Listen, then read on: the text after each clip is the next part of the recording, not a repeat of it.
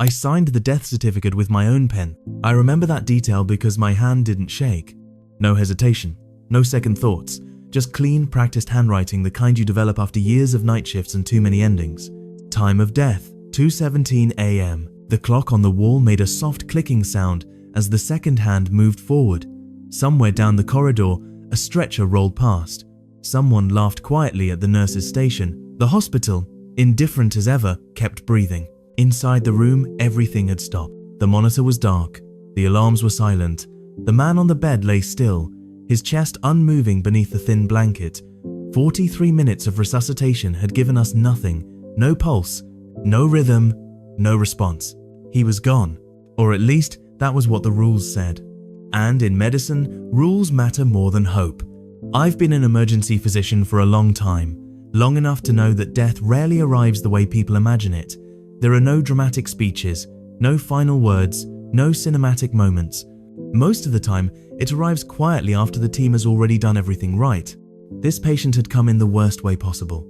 Unconscious, no pulse, paramedics doing CPR as they rushed him through the doors. We took over immediately.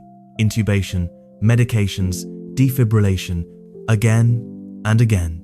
Nothing. His heart refused to cooperate. There's a point during a code when the room changes. You can feel it before anyone says a word. The movement's slow, voices drop. People stop asking what else and start waiting for the decision. That decision belongs to the doctor. It's a heavy thing, carrying the authority to stop. But it's also necessary. At 2:17 a.m., after exhausting every option, I made the call. Time of death. The words left my mouth easily. Too easily. The nurse repeated it. Someone wrote it down. The monitor was switched off. Gloves were removed. The ritual completed itself with mechanical precision. Death officially recognized. I stayed behind after the team left. That wasn't unusual. Someone has to finish the paperwork. Someone has to make the moment real on paper. A life reduced to forms, signatures, and codes. I filled in his name, his age, the cause of death. Each line felt routine. I didn't know him. He was just another patient among many a man who had arrived already losing his fight. Still, before leaving, I did what I always do. I placed 2 fingers on his wrist. It's not medical necessity, it's habit, a quiet, human reflex that never quite goes away. I wasn't checking for a pulse. I was saying goodbye. That's when I felt it. At first, I didn't understand what my fingers were registering. It was so faint, so inconsistent that my brain dismissed it before it fully formed. Probably muscle twitching, I told myself. Post-mortem reflex. It happens. I pulled my hand back. Then, almost immediately, I felt it again. A subtle movement. Not rhythmic. Not strong. Just present. I frowned and placed my fingers back on his wrist, pressing a little more firmly this time. Nothing. Several seconds passed. Long enough for embarrassment to creep in, long enough for logic to reassert itself. You're imagining it. Then there it was again. One faint flutter. Then nothing. My stomach tightened. I checked his neck. No carotid pulse. I listened with my stethoscope. Silence. Absolute and complete. Every objective measure agreed this man was dead. And yet, my hand refused to accept it. This is the part of the story that's hardest to explain. Because medicine trains you to trust evidence, not instinct, to follow protocols because they exist to protect both patients and doctors. Deviating from them isn't heroic, it's dangerous. I had already declared him dead. That matters. Once you do that, everything changes. Legally, medically, ethically. Reversing that decision requires certainty, and I had none. Just a feeling, a sensation so small it could have been nothing at all. I looked at the dark monitor, at the signed paperwork, at the still body on the bed. If I walked out of that room, no one would ever question it. The record supported the outcome perfectly. If I stayed, I risked everything. My career, my license, my reputation, all for a possibility I couldn't prove. Turn the monitor back on, I said. The nurse, who had come back to help clean up, froze. Doctor, you already called it. I know, I said. My voice sounded calm, but my chest felt tight. Just turn it back on. She hesitated just long enough for me to understand how serious this was, then reached for the machine. The screen lit up, a flat line. No rhythm, no pulse. She looked at me. I could see the question in her eyes, though she didn't ask it. I nodded, more to myself than to her. I placed my hand on the patient's chest, and I waited. The room was silent except for the soft hum of equipment. 10 seconds passed. Nothing. My heart started to sink. Doubt flooded in. Had I crossed a line for nothing? Had exhaustion finally caught up with me? Then a flicker. The monitor spiked once, then went flat again.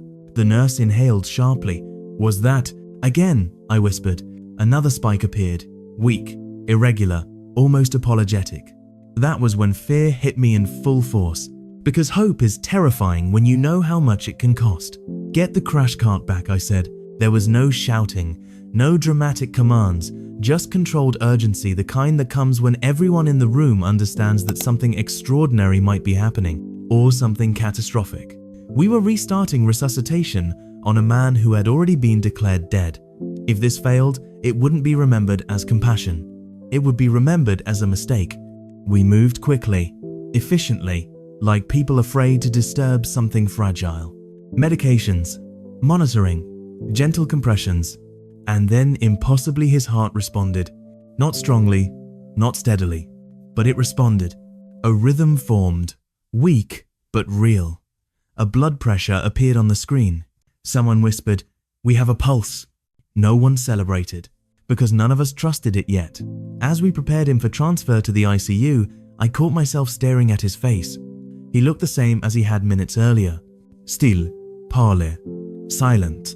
And yet, everything had changed. I picked up the death certificate from the counter. My own handwriting stared back at me. Time of death, 2:17 a.m. I crossed it out. That single line felt heavier than the signature itself. I didn't sleep after that shift. I went home, sat at my kitchen table, and replayed every second in my head. What if I was wrong? What if he didn't survive the night? What if my hesitation had only prolonged the inevitable? Doctors are trained to live with outcomes, but uncertainty is something else entirely. That man lived. Not that night, not easily, but he lived. And because of that, everything that followed became unavoidable. The questions, the investigation, the price. But that is not what kept me awake. What haunted me was simpler. If I had trusted the paperwork more than my hands, if I had respected certainty over doubt, I would have walked away. And no one would have known. I did not go home when my shift ended. Officially, I was done. My replacement had arrived, the charts were closed. The department moved on to the next emergencies, the next crises that demanded immediate attention. But I stayed. I told myself it was practical, that I needed to follow up, to make sure the handoff to the ICU was clean, that there were no loose ends. That's what responsible doctors do. That wasn't the truth. The truth was simpler and harder to admit. I was afraid to leave, because the moment I walked out of that hospital, whatever happened to that man would be out of my hands. And after what I had done, after what I had undone, I needed to know if my decision had meant something, or if it had been a mistake I would carry for the rest of my life. The ICU smelled different from the emergency department. Cleaner, quieter, controlled. It was the place where patients went when chaos had already done its worst and all that remained was waiting. He lay in bed, connected to machines that breathed and monitored and calculated for him. The rhythm on the screen was slow, irregular, fragile, but unmistakably alive. Alive. I stood at the foot of the bed and felt something loosen inside my chest, just slightly. Not relief, not yet. More like permission to breathe. The ICU attending nodded at me. "You caught something." I didn't answer right away. "I almost didn't," I said finally. He studied the monitor for a moment. "Almost doesn't count." But in medicine, almost counts more than anyone wants to admit. The first few hours were a balancing act. His blood pressure dipped, then stabilized. His oxygen levels wavered. His heart rhythm threatened to slide back into chaos more than once. Each time it did, my stomach tightened, because every abnormal number felt personal. I had crossed a line to keep him alive. If he deteriorated, if he died anyway, there would be no comfort in saying, "We did everything we could." I had already done more than I was supposed to. By morning, word had spread. Not in dramatic announcements, but in glances and lowered voices.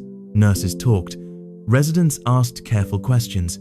Someone mentioned an incident in the ED. I could feel it, forming around me, that invisible shift when a decision starts to outgrow the room it was made in. The ICU attending pulled me aside. "You know this is going to be reviewed." "I know," I said. "Why did you restart?" There it was. The question everyone wanted answered. I could have said I saw electrical activity. I could have said the monitor glitched. I could have used technical language, buried the truth under acceptable explanations. Instead, I said, I felt something. He didn't react immediately. That's not going to look good on paper, he said finally. I know, he sighed. But he's alive. For now, I thought. The patient remained unconscious, sedated, intubated, suspended somewhere between states, not dead, not awake, not yet a person again. Families always imagine waking up as a single moment, a dramatic opening of the eyes, tears, recognition. In reality, it's slow, fragmented, uncertain, and sometimes it doesn't happen at all. I knew that, which was why I braced myself for the call. It came that evening. Doctor, this is the ICU. My heart jumped before the nurse even finished speaking. He's moving, she said. Not purposefully, but he's reacting. I was back in the hospital within minutes. He didn't open his eyes, he didn't speak, but when the nurse adjusted the tube, his brow furrowed. When she called his name, his heart rate changed. Signs. Small. Incomplete. But undeniable. The neurologist was cautiously optimistic, the kind of optimism that avoids promises. Too early to tell, she said, but this is encouraging. Encouraging wasn't the same as good. Still, I felt something shift again, a quiet realization that whatever consequences were coming, they would now have to contend with a living patient.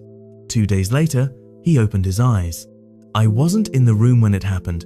I was reviewing labs at the nurse's station when someone said, "He's awake." The words felt unreal. I stood at the doorway, suddenly unsure if I was allowed inside, as if I had already interfered too much. His eyes were unfocused, confused. He blinked against the light, clearly overwhelmed by the machines and the unfamiliar ceiling. He didn't see me at first. When he did, his gaze lingered not in recognition, but in curiosity, as if he knew he was looking at someone important, even if he didn't know why. I wanted to say something. I said nothing. The internal review began quietly. A request for documentation, a meeting scheduled to discuss the sequence of events. Language carefully chosen to sound neutral. It wasn't. They wanted to know why I had reversed a death declaration without objective confirmation. They wanted to know if protocol had been followed. They wanted to know if I understood the seriousness of what I had done. I did. I understood it completely. The meeting room was small and windowless. Risk management, administration, another physician, faces trained into professional neutrality. They asked me to walk them through the night. I did.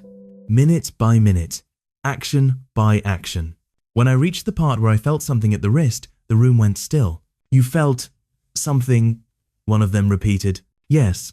"Was there documented electrical activity at that moment?" "No." "Any recorded pulse?" "No." "So your decision was based on intuition?" The word hung there, heavy and dangerous. I chose my response carefully. My decision was based on the possibility that the declaration had been premature. They exchanged glances. "And if you had been wrong?" someone asked. I met their eyes. Then I would be answering a different set of questions. They didn't suspend me. Not immediately. They didn't praise me either. They closed the meeting with the same words institutions always use when they don't know what to do yet. "We'll be in touch." That night, I couldn't stop thinking about something the patient said, or rather, didn't say. When he was more alert, the nurse asked him if he remembered anything. He shook his head slowly. "No," he said hoarsely. "Just quiet." That word stayed with me. Quiet. Not darkness, not fear, just gate. A few days later, he asked to see me. Specifically me. I stood outside his room for a long moment before going in. Doctors are used to being thanked. It's uncomfortable but familiar. You learn how to deflect it, how to accept it without letting it define you. This felt different. He looked stronger. Still weak, but undeniably present. "You're the one," he said, his voice rough, "the one who didn't leave." I opened my mouth to correct him. I closed it again. "Yes," I said. "I was there." He nodded. "I don't remember anything, but I know this someone decided I was worth another chance." I didn't trust myself to speak, because the truth was, I hadn't decided that at all. I had only decided not to walk away. The consequences hadn't finished unfolding. They never do. But sitting there listening to a man who should have been a name on a certificate instead tell me about his daughter, his unfinished plans, his disbelief at still being alive, I realized something uncomfortable. Even if I lost everything, my position, my reputation, my career, I would make the same choice again. The hospital did not punish me right away. That was almost worse. Instead, it watched. Shifts passed where nothing was said, yet everything felt different. Conversations paused when I entered rooms. Colleagues were polite in a way that carried distance, not warmth, the kind of politeness reserved for someone whose judgment had become questionable. No one accused me directly. They didn't have to. I accused myself enough for all of us. The patient, my patient, though I had no right to claim him, continued to improve. Slowly, unevenly, but undeniably. He learned to breathe without the machine. He sat up. He spoke in full sentences. His memory remained fragmented, but his mind was there. Intact enough to joke with nurses, to complain about hospital food, to ask uncomfortable questions about what had happened to him. "What did I miss?" he asked one afternoon. I didn't know how to answer that. The formal review progressed in stages. First came emails requesting clarification, then meetings framed as educational discussions. Eventually, a written notice arrived, informing me that my actions would be evaluated by a broader committee. The language was careful, neutral, sharp beneath the surface. I was advised, not ordered, but advised to consult legal counsel. That night, I sat in my car long after my shift ended, hands resting uselessly on the steering wheel. I thought about my career. Years of training, nights missed, relationships sacrificed. A life structured entirely around being competent, reliable, safe. All of it now balanced on a moment I couldn't fully explain. A feeling, a hesitation, a refusal to accept silence. I began replaying the night over and over. What if I had imagined it? What if the flutter had been nothing more than my own pulse echoing through my fingers? Doctors are taught to trust their senses, but only when they can be verified. Mine hadn't been. What terrified me most was not the possibility of punishment. It was the possibility that I had been lucky. Medicine forgives evidence-based mistakes. It does not forgive luck. A senior colleague pulled me aside one evening. He'd been practicing longer than I'd been alive. A man whose approval I had always quietly sought. "You know," he said, "this profession doesn't reward people for being right in the wrong way." I nodded. He studied my face. "Do you regret it?" The question hit harder than I expected. I thought of the patient's voice, his daughter's photo taped to the wall, the fact that he now occupied a future he hadn't been meant to see. "No," I said. The older doctor sighed. "That answer won't help you. I know." The committee meeting was held on a Thursday morning. I remember because the sun was out bright, indifferent, the kind of day that makes everything serious feel almost insulting.